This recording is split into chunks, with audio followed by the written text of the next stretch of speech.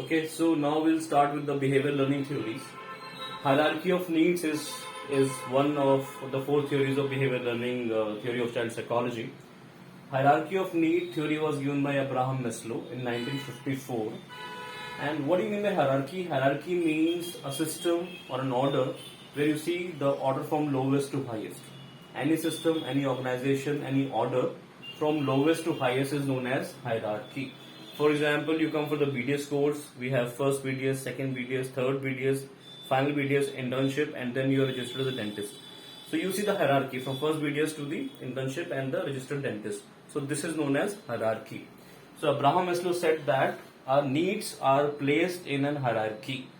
He gave a pyramid and he said that we have needs which are placed in hierarchy.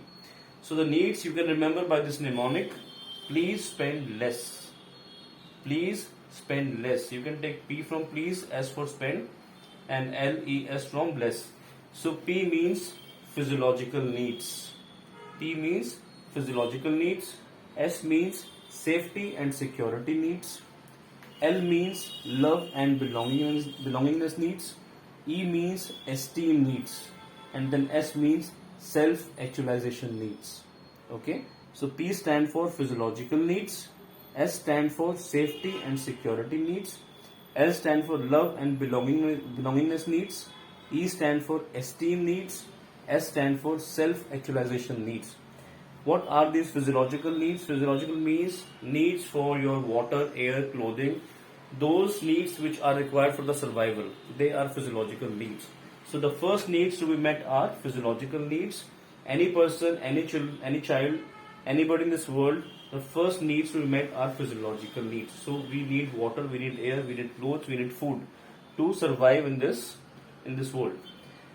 Then comes the safety and security needs. After these physiological needs are met, we want safety or security. That means we want a home. The home should be a pakka home so that we can survive in a good home in any environment or any condition. Then after this, the needs are love needs and belongingness needs. That means our physiological needs are met, our safety needs are met, then we need love.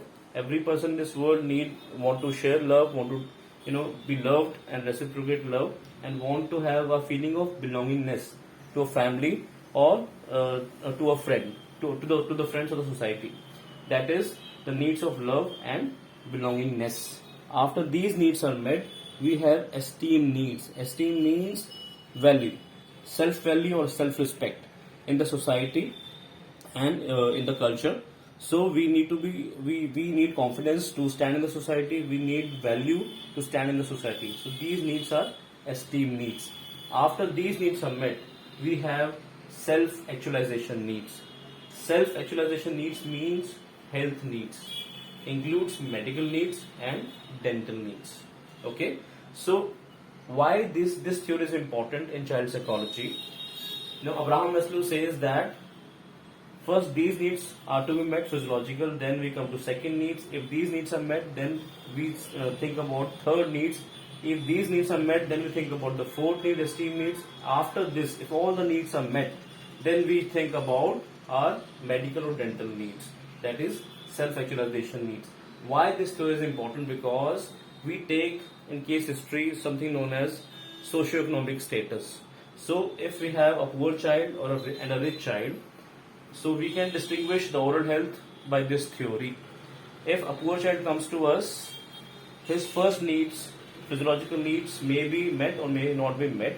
And if these needs are met, maybe these needs are not met. If these needs are met, maybe these needs are not met. And if this is met, maybe this is not met.